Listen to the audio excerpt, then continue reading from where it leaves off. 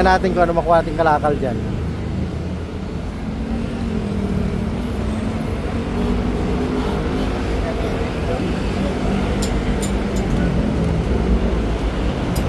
Baka may ginto yan sa loob. Usong ngayon yan eh.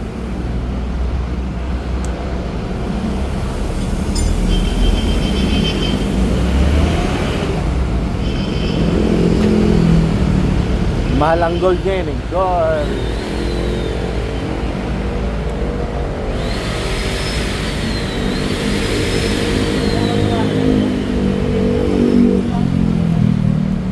Dami tornilyo.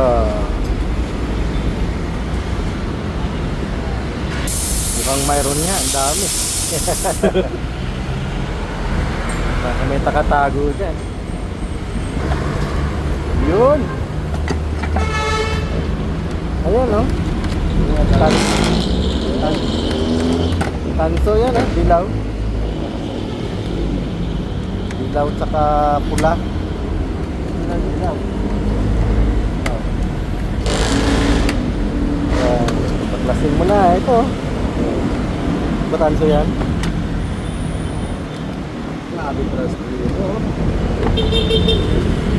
Nakaya ng 2 kilo dyan.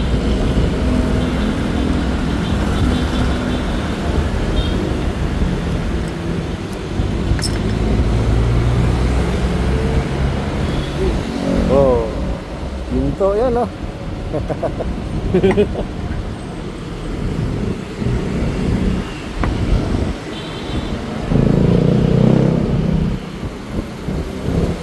Ano yan? Tanso ka? Yeah. Tanso ka. Tanso? Oo nga. Tanso sa loob? Tanso oh? Ayan nga. Tanso yan siguro.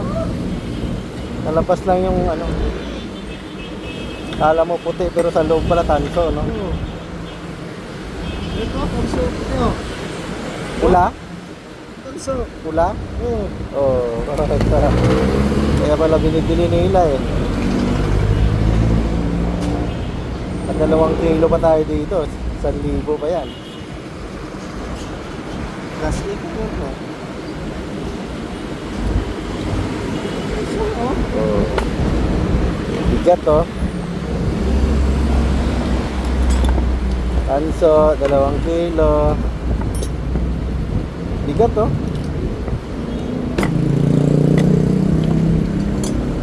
600 ang kilo ng ano eh. Pula ba? Pula? Oo. Ayun, pula nga. Pula nga siya. Hello.